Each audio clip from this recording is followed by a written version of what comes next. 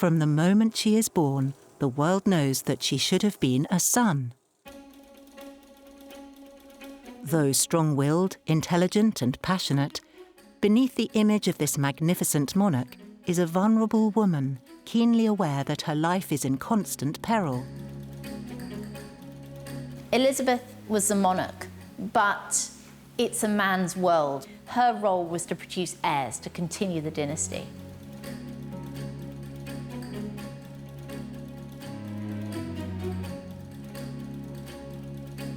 In an age of assassinations and intrigue, Queen Elizabeth is surrounded by enemies scheming to steal her crown or take her life. She knows she must be both king and queen to a country in turmoil.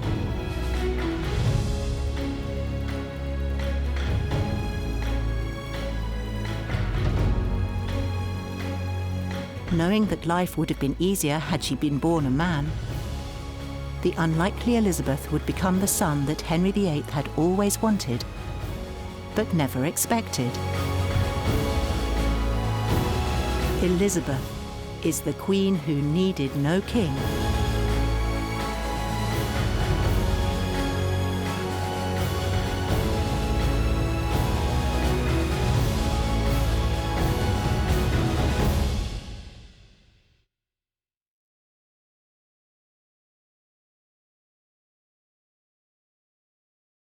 A crescent moon hangs in the night sky above Greenwich Palace in September 1533.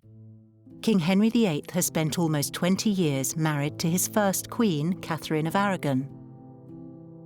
But she has failed to provide him with what he wanted most in the world, a son and heir. He has moved heaven and earth to ensure the annulment of his marriage to his first wife, so he and his new queen, Anne Boleyn, could be married and have a child. Anne enters the final stage of her pregnancy. Henry is sure that the child is the son and heir he's been praying for. The flyers and announcements have been prepared in anticipation of the birth of a new prince, ensuring the stable succession of the Tudor dynasty. And to everyone's great relief, a healthy baby is born.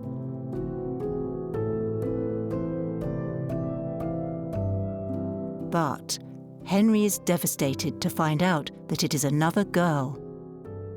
They call her Elizabeth.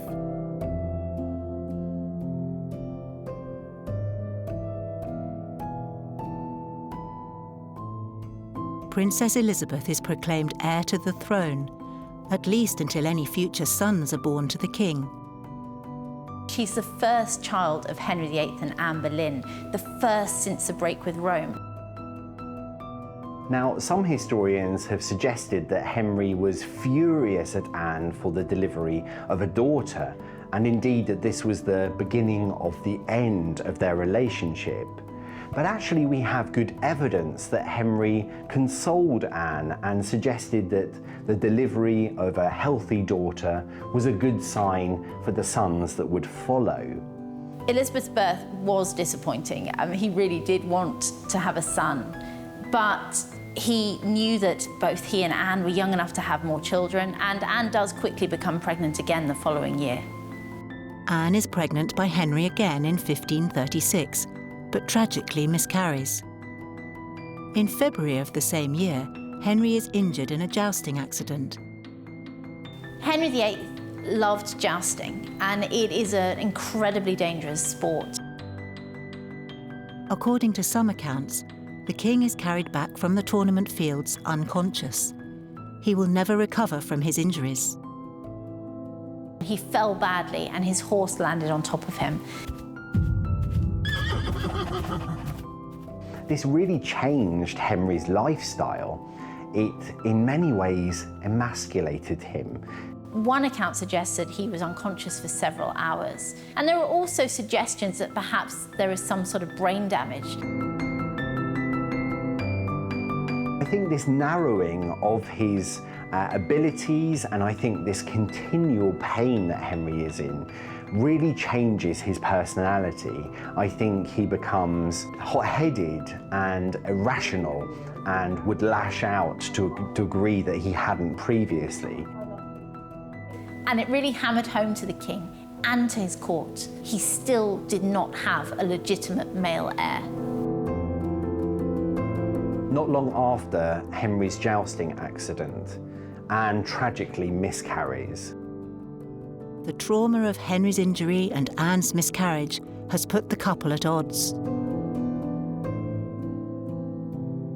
Thomas Cromwell and Anne, who once had been united in the pursuit of the same cause, are now warring over the king's favour.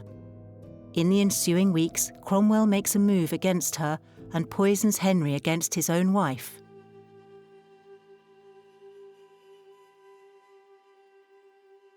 Queen Anne Boleyn is arrested, charged with adultery, incest and treason, and is sentenced to death. Henry hires a French swordsman as one last act of mercy for his formerly beloved wife. Anne is executed on the 19th of May, 1536.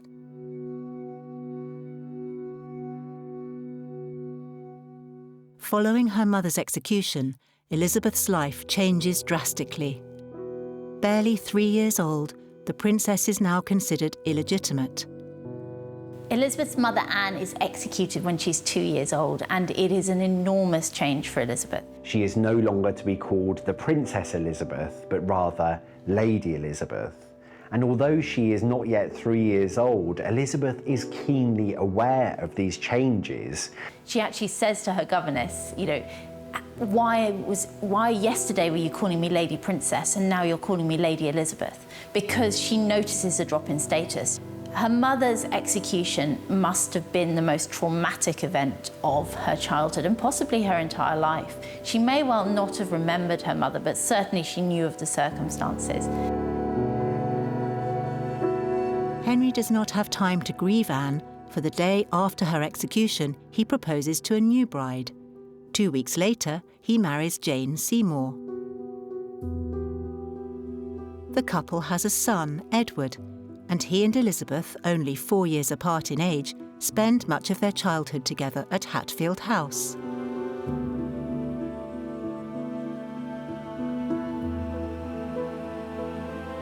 Elizabeth was a highly intelligent young woman. She was gifted in education. Indeed, she spoke 8 different languages. Elizabeth was incredibly intelligent, and she spent most of her days as a teenager and young woman at her desk. I mean, it was actually later remarked of her that she would read Greek for fun, because that was seen as quite strange.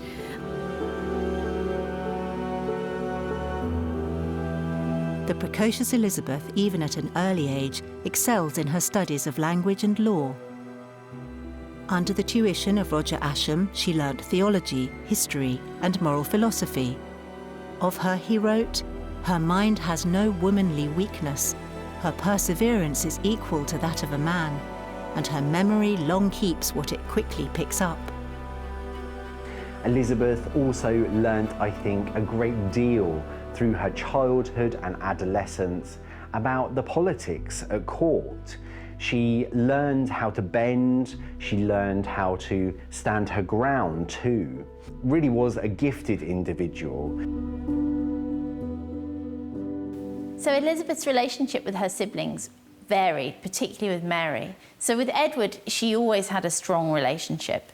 He's only 4 years younger than her, and they were raised together until he was 6 and left the royal nursery. They were also both raised as Protestants, so they had this affinity with religion. With Mary, the relationship is a lot more complex. Mary is much, much older than Elizabeth. She's 17 years old when Elizabeth is born, and Elizabeth is very much born at a traumatic period in Mary's life. Mary has been declared illegitimate, she's been separated from her beloved mother, and her parents' marriage has been annulled. When Elizabeth is born, she becomes heir to the throne instead of Mary. And Mary is then told that she has to join Elizabeth's household as effectively a servant. She has to take her meals in the dining hall rather than in private, which a princess would expect. And she's very much second to Elizabeth. So the relationship is quite tricky.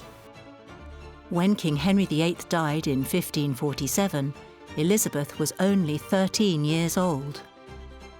The prince and Elizabeth's half-brother, Edward, came to the throne upon the death of their father. The boy is only 9 years old at his accession. This is when Elizabeth's life takes a perilous turn. She is placed into the care of her most recent stepmother, Catherine Parr. She is newly married to King Edward's uncle, Thomas Seymour. Seymour is handsome, but 30 years Elizabeth's senior. This probably is one of the most tumultuous periods in Elizabeth's life. It's certainly a confusing and dangerous period for her. Thomas Seymour is an incredibly handsome man. He's the uncle of the new King Edward VI, brother of Jane Seymour. Very, very eligible, very good looking, very charming, although one contemporary describes him as somewhat empty of matter, so he's perhaps not as clever as he thinks he is.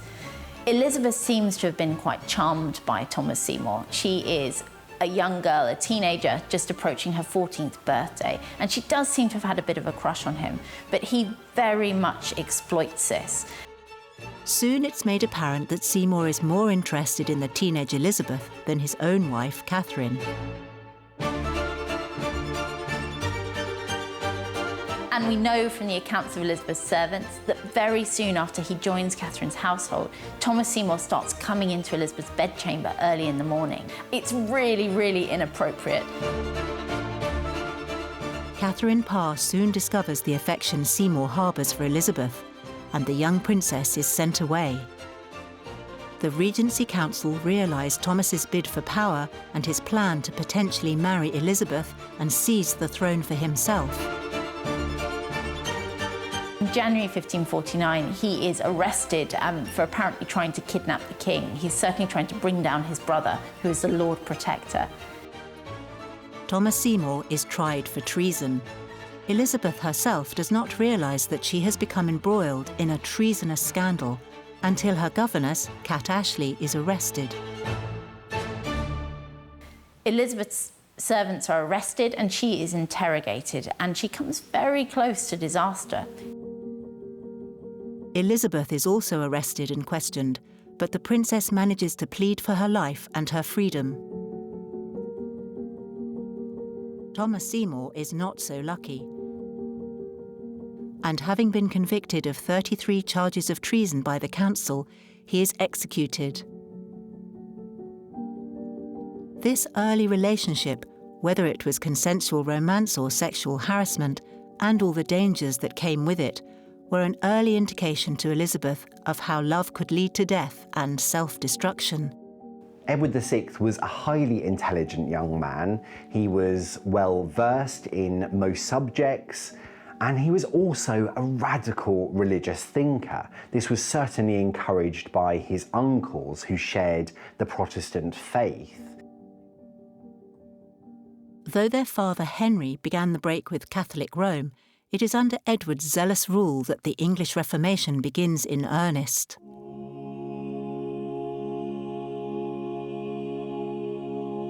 Elizabeth, as the daughter of the radical evangelical Queen Anne Boleyn, is comfortable in Edward's new Protestant England.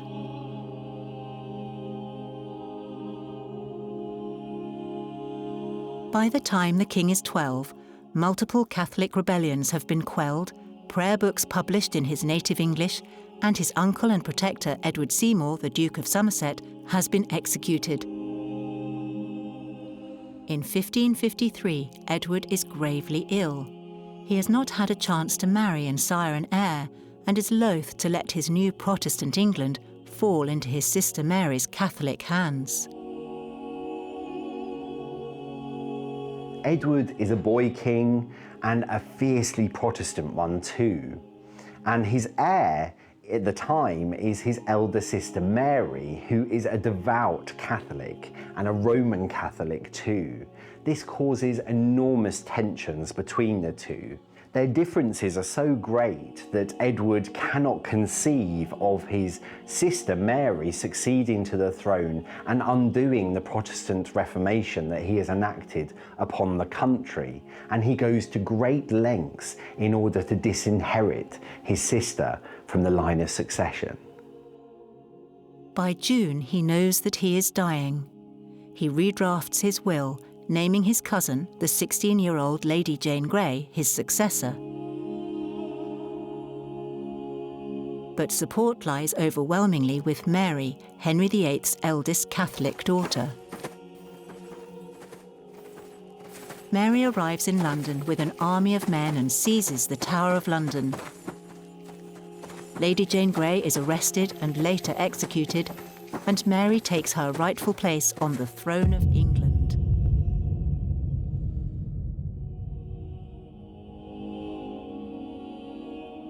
The eldest child of Henry VIII, Mary is a devout Catholic. She swiftly unravels all of the Protestant policies of her brother and declares her parents' marriage valid. The new queen repeals the last of Henry VIII's religious laws, thus returning the English Church to Roman jurisdiction and restoring papal supremacy in England.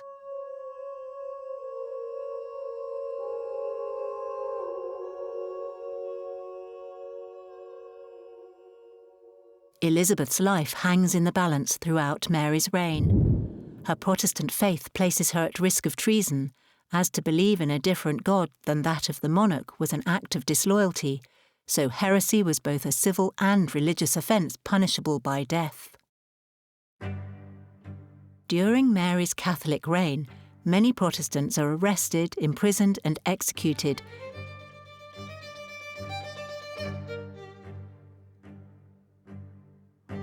Desperate to avoid a similar succession crisis as her brother Edward, and to ensure her own Catholic rule of England, Mary is desperate for a son and heir.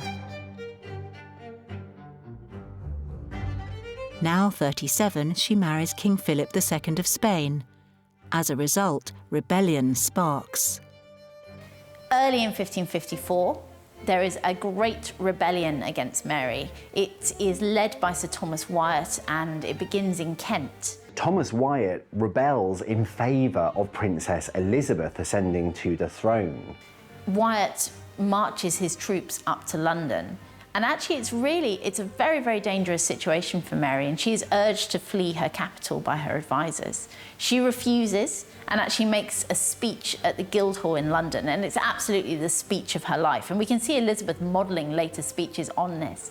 Mary talks about being married to her country, and it really rallies the people of London in her support, so that when Wyatt's troops cross the river into London, they are met with a substantial army, and they are defeated that day. Mary believes that Elizabeth is part of this conspiracy and arrests her sister, imprisoning her in the Tower of London. Indeed, it is likely she is held in the very same rooms that her mother was once held in. This must have been terrifying for Elizabeth. However, Mary ultimately knew that Elizabeth was her only heir. There was no one else to succeed her, so therefore she had no choice but to let Elizabeth go.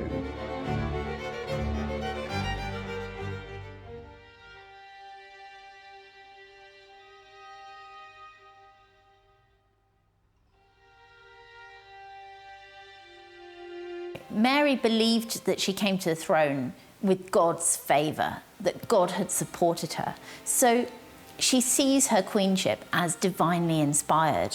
So it seems only natural that she will give birth to a Catholic heir to the throne to keep her half-sister away from the crown. Mary was determined to have a son and heir, and at one point she believed very much that she was pregnant. So she has all the symptoms of pregnancy. The doctors agree. Everyone is very, very excited, and she makes preparations for the birth. She then retires for her lying in, which is usually about a month before a woman believes she'll give birth. And so she waits, and then she waits, and she waits some more, and nothing happens. Tragically, this was a phantom pregnancy, and no children ever came from her marriage to Philip. Heartbroken and grieving, following several phantom pregnancies, Mary considers her false pregnancy to be God's punishment. By the start of 1558, it is clear that it's only a matter of time before Elizabeth takes the throne. Mary is not going to have a child, and her health is declining.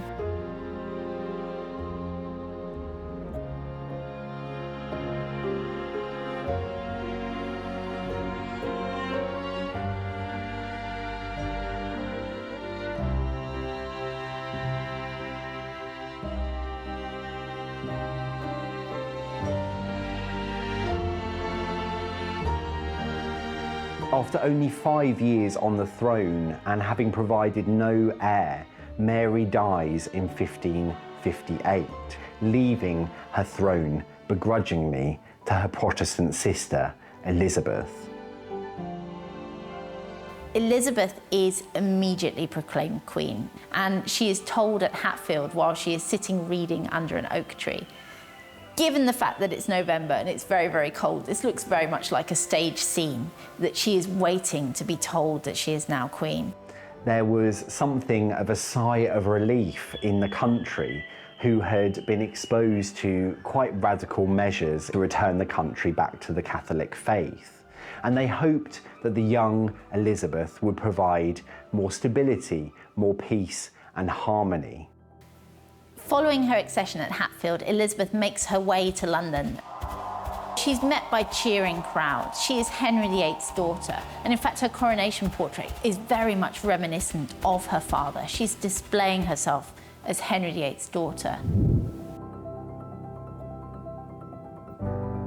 It was entirely customary for monarchs to be crowned within a couple of months of their ascension to the throne. But Elizabeth was keen to choose the most opportune date in which the crown was to be placed on her head, and therefore she employed the court astrologer John Dee to look at her birth map and choose the most opportune date for her ascension.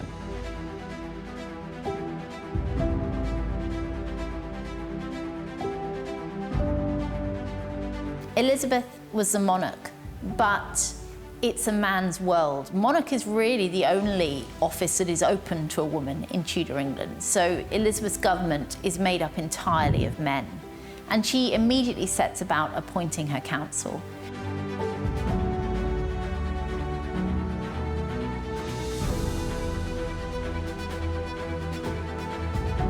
For centuries before her father's Reformation, England had been a Roman Catholic country. Under the policies of her father, brother, and then sister, England's religious tensions had resulted in battles verging on civil war. I think it is safe to say that Elizabeth was a Protestant, but when she came to the throne, she knew that she had to be pragmatic.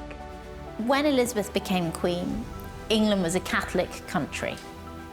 And so the question of what the state religion would be was really on everybody's lips, because she was well known to be a Protestant.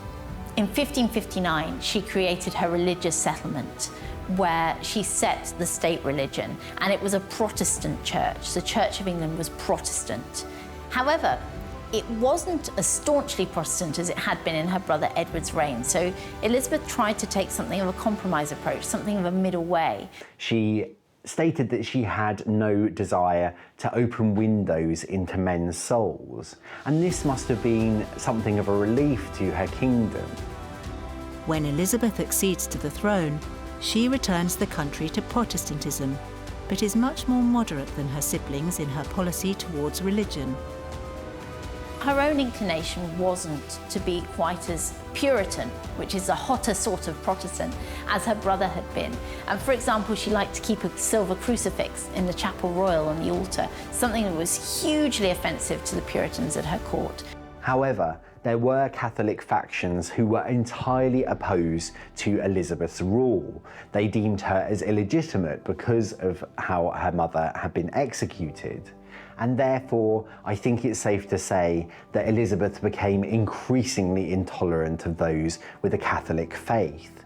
She saw them as foreign. She didn't believe that they could be trusted. And this was compounded by numerous plots against her life that were enacted by Catholics. Parliament passes the Act of Supremacy and the Act of Uniformity, and only asks for outward confirmation to Protestantism. Mary's heresy laws were repealed to avoid a repeat of the persecution of dissenters practiced by her sister. The new queen is 25 years old and beautiful, so she is never short of suitors. Foreign kings and princes from all over Europe wish to wed her.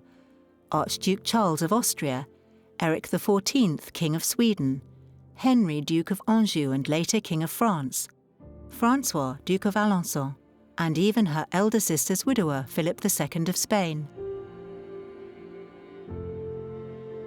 Tudor women had very few rights. They were expected to marry, and they would then become effectively the property of their husband. I think Elizabeth learnt a huge amount about the risks that came with marriage from her mother's downfall. Indeed, I think these risks were also compounded when, at only 9 years old, the same thing happened again to her stepmother, Catherine Howard.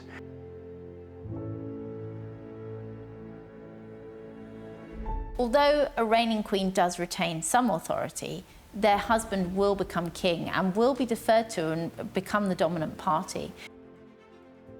And we can see this with Mary I, who marries Philip of Spain, and he becomes King of England. We can see this in Scotland, where Mary, Queen of Scots, marries Henry, Lord Darnley, and he becomes King Henry of Scots. And Elizabeth was also keenly aware that in order to rule as a woman in your own right, you really had to do so alone. Elizabeth is expected to marry and give England a king. Elizabeth actually receives a deputation from the House of Commons not long after she becomes queen, where they petition her to marry. And she takes it in very good grace, but she says to them, you know, since I've been a child, I have decided that I'm going to remain unmarried, that I'm going to be a virgin. I'm going to reign as a virgin queen. It doesn't really cause any stir, which is surprising, but it really is because just nobody believed her. I mean, it was a ridiculous suggestion that this young girl of 25 would hope to reign as queen. Of course she had to marry. Of course she had to give England a king. Her role was to produce heirs, to continue the dynasty. Taking a vow of celibacy and promising that she will never marry, she states that she will rule as a virgin queen.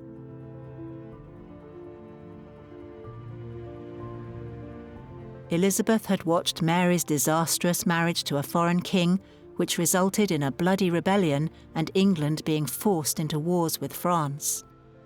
As well as this, her own father had been married 6 times. She had been left incredibly vulnerable by the downfall of her mother. She knew that if she had married, her husband would automatically have become a king regnant. And Elizabeth wanted control, not only of her own destiny, but that of her kingdom too.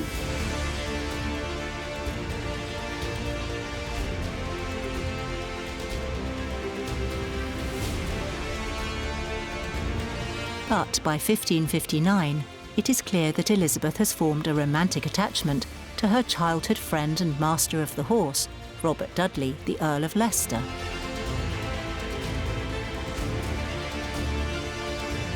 Her cousin, Mary, Queen of Scots, had married for love. In 1567, Mary married James, 4th Earl of Bothwell, whom many believe to have murdered her second husband, Henry Stuart, Lord Darnley, only a few weeks prior. Thus, Mary was forced to abdicate the throne amidst a rebellion. All this serves as a constant reminder to Elizabeth how dangerous love can be. So she decided to be both Queen and King of England, forever alone on the throne.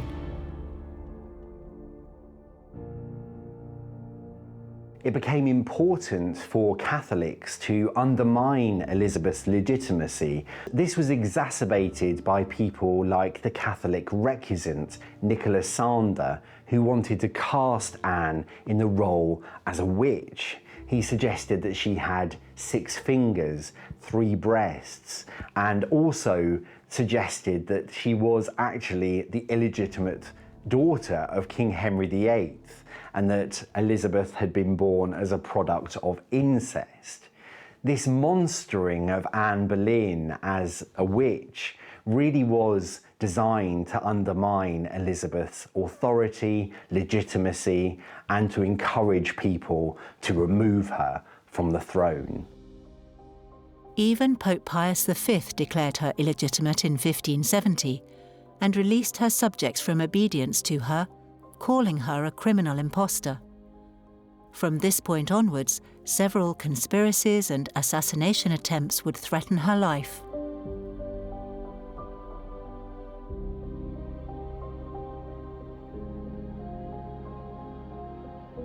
In 1568, Mary, Queen of Scots, seeks refuge in England. Mary, Queen of Scots, is undoubtedly Elizabeth's rival. Mary was born in 1542, and when she was 6 days old, she became reigning Queen of Scotland. Mary is undoubtedly the biggest threat to Elizabeth, and this is because of her place in the English succession. So Mary is effectively her heir. She is the next hereditary heir to the throne. Mary, Queen of Scots, was Elizabeth's first cousin, and she had something of a tempestuous rule in Scotland. She had been forced to abdicate the Scottish throne in favour of her one-year-old son, James. However, when she arrives in the country, the Catholic Queen is put under house arrest. She will be imprisoned for almost 20 years. And it was the absolute worst decision she could have taken, because Elizabeth was the one person who could never allow Mary to have her freedom, because Mary is such a threat to her rule. Mary becomes a figurehead for Catholic resistance under Elizabeth's Protestant rule. Indeed, people already thought that Mary had a more legitimate claim to the English throne. And this really matters to Elizabeth, because Elizabeth is still legally illegitimate. So legally she has no title to the throne other than by Act of Parliament and by her father's will. In 1569, there was a major Catholic uprising led by a number of earls in the north of England. They were to marry Mary to Thomas Howard, the 4th Duke of Norfolk, and declare them King and Queen of England. After the rebellion had been quashed, Elizabeth had 750 rebels executed. In 1580, Pope Gregory XIII issued a clarification to the initial papal bull, explaining that Catholics in England should obey the Queen outwardly in all civil matters until such time as a suitable opportunity presented itself to overthrow her, going as far as to say that it would be no sin to rid the world of such a miserable heretic. Plots against Elizabeth hasten in response. As her endless imprisonment continues, Mary of Scots' own support for the murder of Elizabeth is evident if that would lead to her own liberation and Catholic restoration of England. Thus far, Mary has avoided direct involvement in the plotting and scheming for the throne, but this is about to change.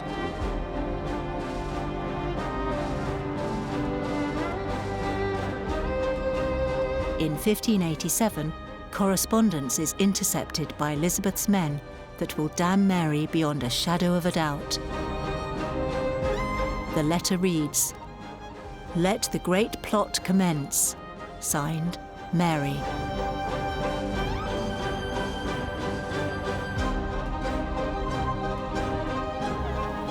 It had been proved without doubt that Mary had consented to murder Elizabeth. Elizabeth knew that Mary wanted her dead. Elizabeth now has no other choice than to sign the death warrant. For years, Elizabeth had conducted her statecraft masterfully and had avoided war despite rising tensions between France and the rest of Catholic Europe. But when news of Mary's execution reached Spain, a war began.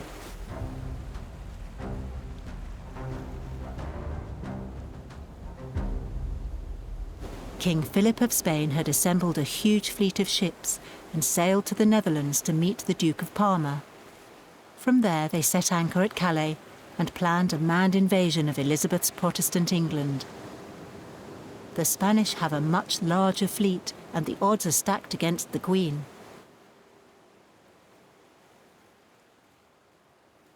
The English were expecting an invasion from Spain, and Philip built a great fleet, the Spanish Armada. So Elizabeth goes to her troops at Tilbury to try and ready her forces. Elizabeth really showed her mettle at a speech that she gave at Tilbury. She talks about having the body of a weak and feeble woman, but having the heart and stomach of a king and a king of England. The English rally their troops, preparing themselves for invasion. But then the weather breaks and the tides turn. Storms form and winds blow, scattering the Spanish fleet. Her commanders, Lord Howard of Effingham and Francis Drake, are able to scatter the Spanish fleet, partly by aid of a Protestant wind that blows in the English favour. England sends burning fireships which scorch and sink the Armada's galleons.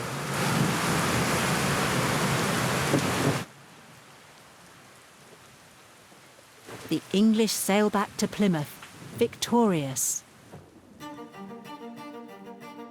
This is where the mythology of Elizabeth really starts. The truth of the matter is that it was more the weather than anything that Elizabeth had done that was the downfall of the Armada. But this is where Elizabeth, the powerful Virgin Queen, really comes into prominence. From this point onwards, she becomes Gloriana, the Virgin Queen, the semi-divine monarch of myth and magic. The defeat of the Armada was the high point of Elizabeth's reign, and we know Elizabeth was a great propagandist, and she was determined to use this to create capital on a European stage. And one way that she did this is actually through iconography. We've got the Armada portrait, which was commissioned, and it shows Elizabeth in her absolute prime. The Armada portrait, as the name suggests, is painted in the immediate aftermath of the Armada crisis, and it celebrates the victory that the English have achieved and sort of strengthens Elizabeth's power as a result.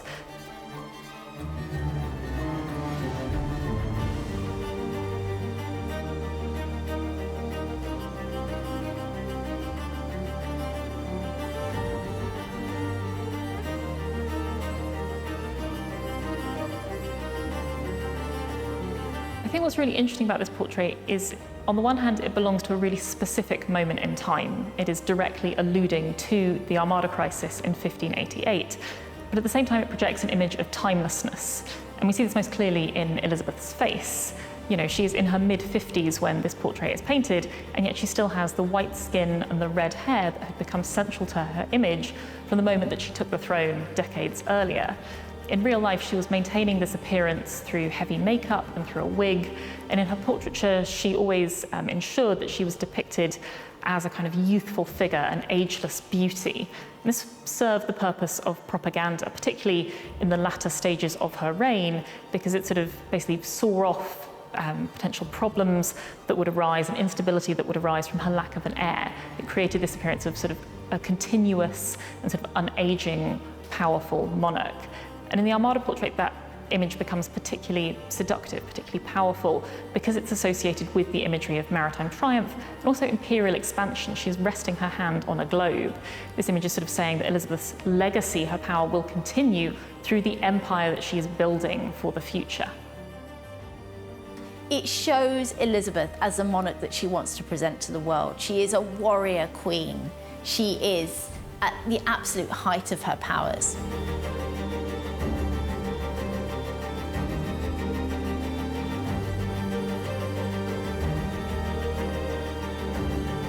Elizabeth really refined her image over the years. She understood the power of dressing powerfully, of covering herself in jewels, of accentuating her femininity. And I think this is where the myth of the Virgin Queen really comes from.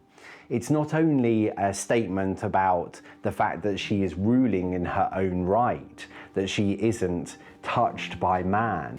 She also very much uses her femininity to her advantage in her propaganda, because actually being a woman is a major disadvantage for a ruler in the period, and yet actually she is able to use this and to turn it round. Contemporaries talk of being in love with Elizabeth. She's seen as ageless, eternally beautiful. She's the fairy queen, she's Gloriana. And actually again we can see this in her portraits because she doesn't age. When we see portraits of Elizabeth, we're seeing Elizabeth through the mirror of propaganda. So her face remains white and unlined and beautiful throughout her reign. It's only paintings painted after her death where we actually start to see the aging queen, because any portrait that was unflattering would simply be destroyed.